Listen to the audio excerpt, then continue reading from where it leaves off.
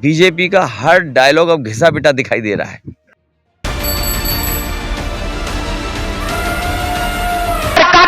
मोदी साहब कह रहे हैं कि ये यूपी के लड़के राहुल गांधी और अखिलेश क्या कर लेंगे। जब वोट करने का मौका आता है तो बदलाव में दलित, आदिवासी, पिछड़े, माइनॉरिटी, गरीब, जनरल कास्ट के लोग, किसान, मजदूर, छोटे व्यापारी, सारे के सारे लोग होंगे। लाने का मौका होता है। भारत के गौरव की पुनर्स्थापना हो। लेकिन मैं देख रहा हूं पंडाल के बाहर भी आम आदमी की सभा है। अखिलेश यादव जी आपके बीच में आए हैं। इनका जो आदेश है उस आदेश को अक्षरशः पालन करने का काम करना इन्होंने निर्देश दिया है कि कांग्रेस पार्टी को जिताना।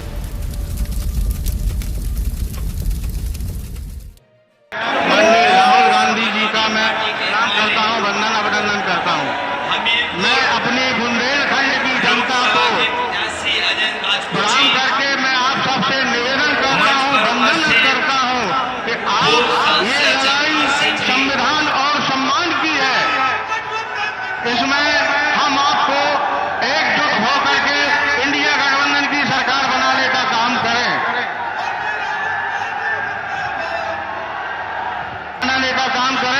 जय समाजवाद, जय इंडिया गठबंधन, जय कांग्रेस।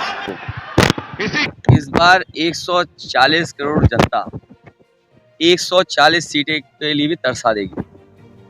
चरम सीमा पर महंगाई, बेरोजगारी, पेपर लीक, निवेश के नाम पर जीरो, डिफेंस एक्सपो के नाम पर जीरो, G20 में जो तमाशा दिखाया वो जीरो, और बुंदेलखंड का किसान और प्रदेश के किसानों से ज़्यादा तकलीफ और परेशानी में है।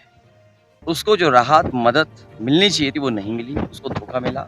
इनकी हर बात झूठी है, वादे झूठे हैं, महंगाई बढ़ी है, हर चीज़ की कीमत बढ़ गई है। इसलिए आज भारतीय जनता पार्टी के पास जवाब नहीं है और वो अपने ही नेगेटिव नैरेटिव में फंस गई। पहली पार्टी है जो अपने नेगेटिव नैरेटिव में उलझ गई है और फंस करके अब बाहर आने वाली नहीं है। जो मन की बात करते थे, जो आत्म तुष्टीकरण में प्रसन्न रहते हैं, मन मर्जी से काम करते हैं, उन्हें संविधान की बात सुननी होगी और संविधान की बात से ही बात बनेगी और वही संविधान हमें आपको सम्मान, हमें आपको अपना अधिकार देने का काम करेगा। झांसी में भारतीय जनता पार्टी की विदाई की झांकी तैयार हो रही है। आप मुख्य धड़ा हैं गठबंधन के, आपसे दो क्वेश्चन है हमारा। पहला क्वेश्चन ये है कि पिछले 10 साल में बीजेपी के लोग सारे मंच लेके आए हैं कि जो भारत के घोड़े हैं, पैसा भारत के बैंकों का लेके विदेश में, उनको हम लेके आएंगे, लेकिन वो लाने में सफल नहीं होंगे। सीमा पे सुरक्षा बढ़ाइए। 4 जून के बाद बीजेपी वाले भी भागेंगे, इसलिए सीमा पर सुरक्षा बढ़ाइए। मैंने आपसे क्या कहा कि सीमा पर सुरक्षा बढ़ाइए। 4 जून के बाद भारतीय जनता पार्टी वाले भागेंगे।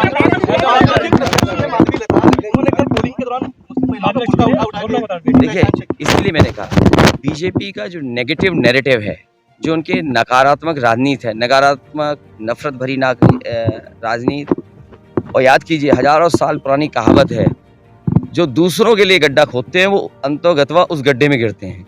इसलिए इनकी बातें, इनकी कहानी कोई सुनना नहीं चाहता। बीजेपी का हर डायलॉग अब घिसा पिटा दिखाई दे रहा है। क्या उनने लॉ ऑर्डर कर दिया, ऑर्डर अलग गिरा पड़ा है। एक और डायलॉग है, बड़ा फेमस डायलॉग है, मोदी जी बार-बार हर मंच से बोल रहे हैं कि अगर गठबंधन की सरकार बनती है तो ये मुस्लिमों के लिए आरक्षण की व्यवस्था कर दें। देखिए, कितनी सच्चाई है? संविधान जिसको जितना आरक्षण देता है, संविधान के तहत जिसको हक और अधिकार मिलना चाहिए, अब बात बड़ी हो गई है आबादी के हिसाब से, जिसका जितना हक है वो मिलना चाहिए। और सच्चाई ये है कि जो आरक्षण पिछड़ों का, दलितों का, आदिवासियों का बीजेपी ने छीना है, पहले हमारे नौजवान सामान्य कैटेगरी के जनरल मेरिट में भी आ जाते थे, अब पिछड़े, दलित, आदिवासी बच्चे आ नहीं सकते। तो बताओ आरक्षण पिछड़ों का, दलितों का किसने छीना? अंततः बीजेपी ने छीना। और जितनी भी चीज़ें निजीकरण हो जाएंगी, प्राइवेट हो जाएंगी, उसमें आरक्षण नहीं है। मान लीजिए टाटा में 10 लाख नौकरियां हैं, क्या आरक्षण लागू है उसमें? आपके और बड़ी बड़ी कंपनियां हैं, उसमें प्राइवेट नौकरियां हैं, मान लीजिए, और 2 नंबर 3 नंबर पे जो उद्योगपति हैं, क्या उसमें आरक्षण है? इसलिए बीजेपी ने आरक्षण छीना है, आरक्षण को खत्म करना चाहती है। जनता इस बार इनका हिसाब वो तुम्हारी मर्जी है। तुम्हारे लिए तो इतना ही है कि जिसका जितना दाना उसका उतना गाना। लेकिन अरे बात तो खत्म होने दो। जिसका जितना मतलब वो दाना दिए उसका वैसा गाना गा रहे हैं। लेकिन इधर देखा है मैंने टीवी वालों का भी गाना बदल गया है।